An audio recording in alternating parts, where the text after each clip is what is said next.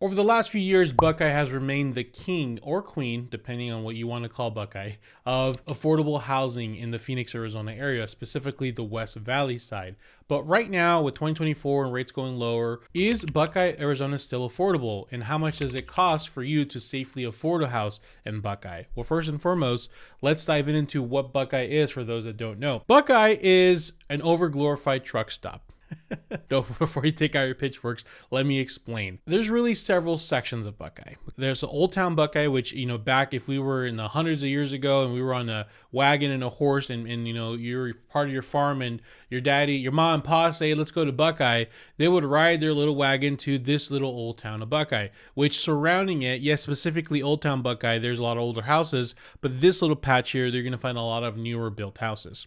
Their Buckeye is also this Watson area, right? Buckeye North is what they call it, where basically over the last 10, 20 years, they started developing heavily a lot of houses here. And that over glorified truck stop it used to be Watson and Miller, the main roads, and you'd get off and there was like a few restaurants and some gas stations. But now there's Walmarts, there's grocery stores. It's like massively, there's Dutch Bros, there's all kinds of shopping centers. But why it still feels like a gas stop is because that's your only stores in the entire Buckeye area. I mean, they just built a Costco over here. So yeah, it's not just that, but it's still developing. It doesn't feel like a whole town just yet, even though there's been massive growth. There's, of course, Verrado, which is, if you ask somebody in Verrado where they live, and they're like, I live in Verrado. Technically, you can correct them and say, hey, the city's actually Buckeye. You're in Buckeye. You live in a community of Verrado, but you're technically Buckeye.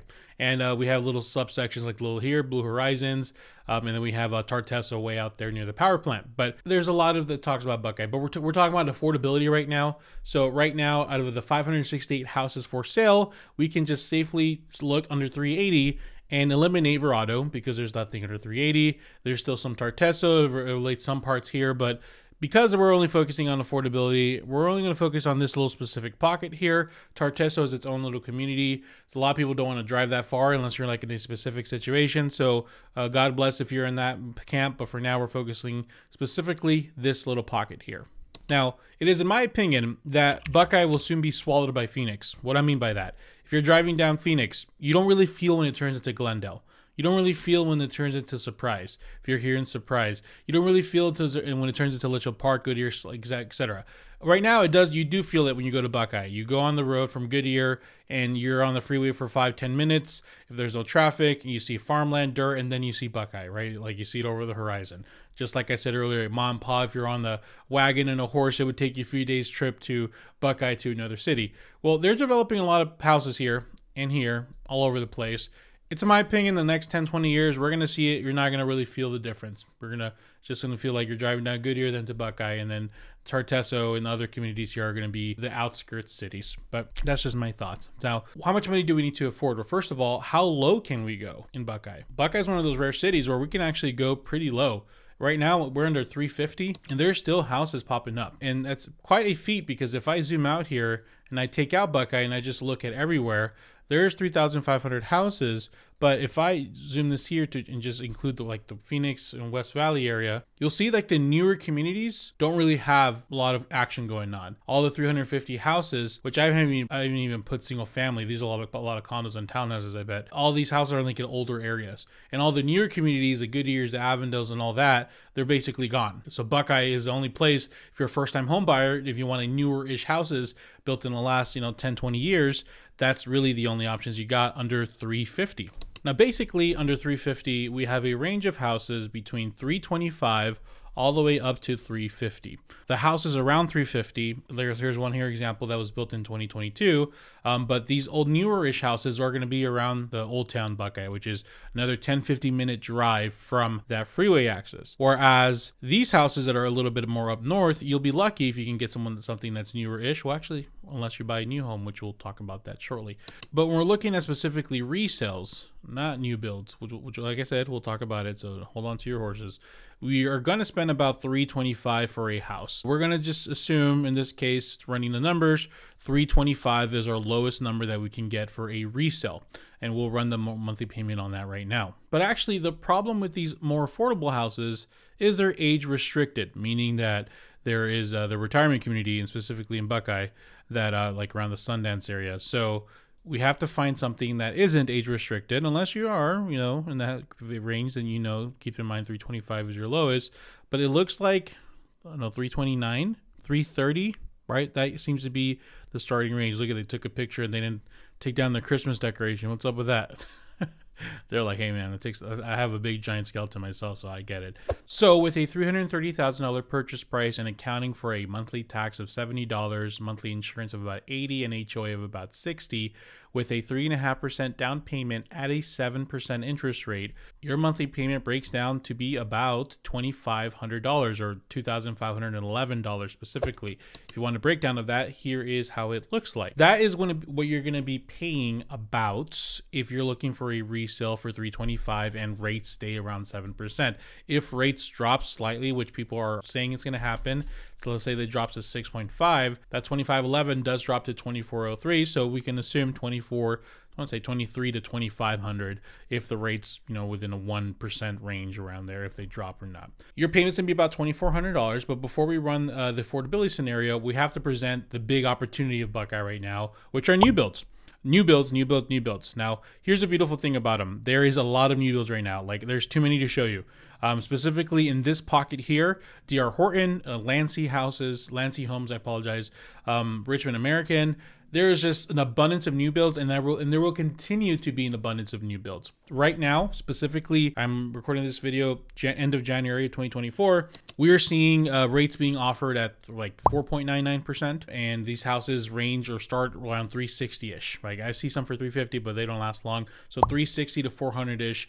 D.R. Horton, Express Homes, all these other ones, right? Which are basically pre-built houses. Like, you don't get to go in there and modify. They're just already built, but they're really nice and they're new, et cetera, et cetera. So 360 to 400,000 is what you're going to be spending. And it's safe to say that a lot of people that are looking in Buckeye and they already are okay with the drive just seem to prefer getting something new. Once again, it's not all the way down here. They're all around here in this, like I said, glorified gas station area, right, where the grocery stores and everything is happening. How does that payment look like for the new builds? Well, the way it works is, let's say we had a second option, call it new build.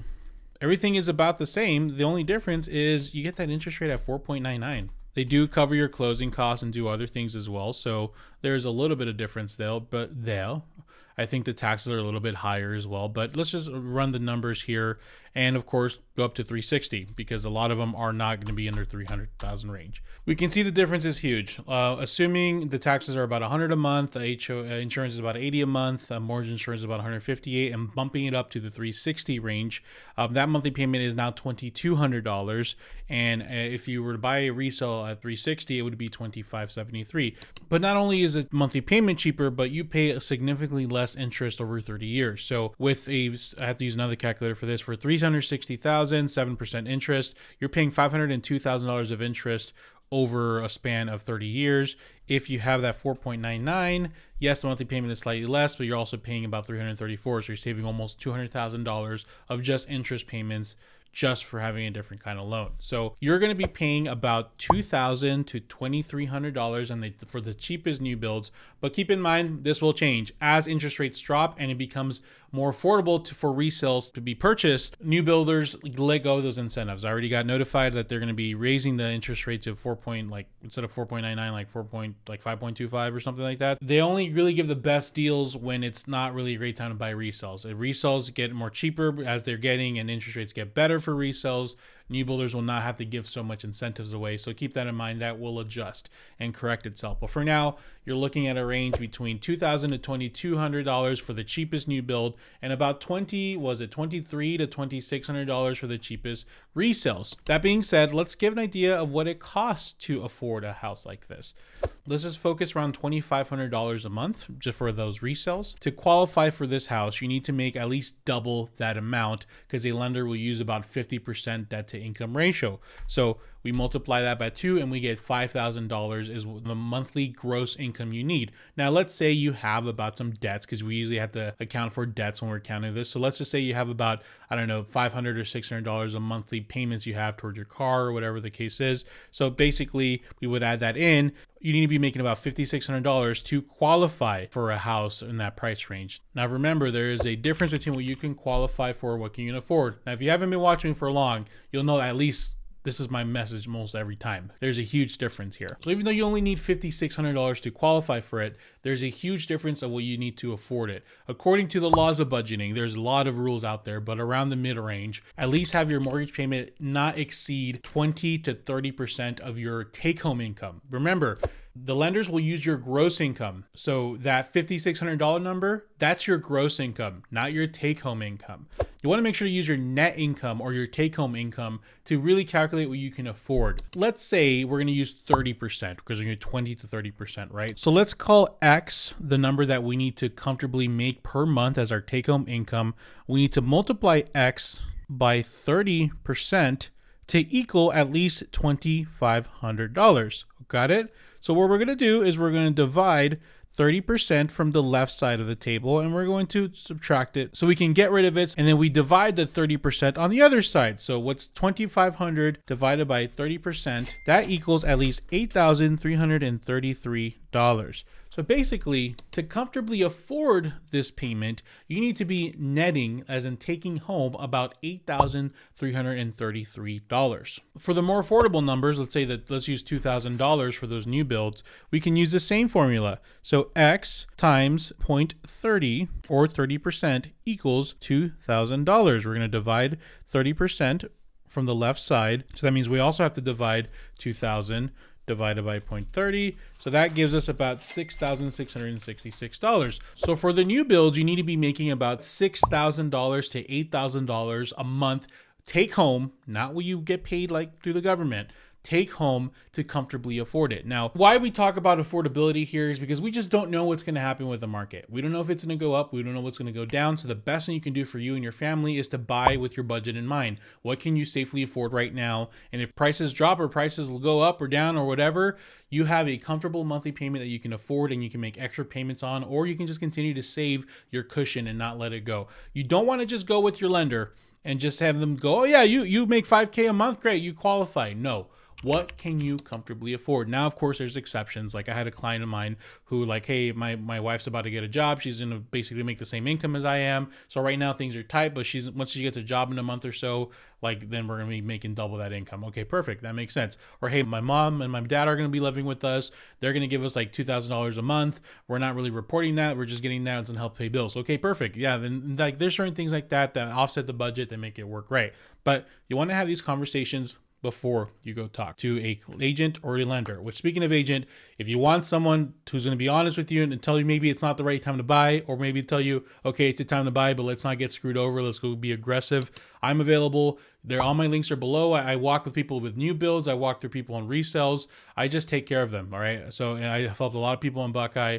I'm your guy. If you're a little more ready to go, you can schedule an appointment with me. Or if you're just kind of just chill, bro, I want to just casually look, you can sign up for my website. You can start looking for some houses and, look at your own leisure. That being said, now you know what you need to make to comfortably afford a mortgage payment in Buckeye. What do you guys think? Is it too hard? Is it just sad? You just want the market to crash? Me too. YouTube thinks you should watch this video next, so go ahead and check it out. I appreciate you guys' time. Thank you so much, and I'll see you in the next one. Hope to talk to you soon.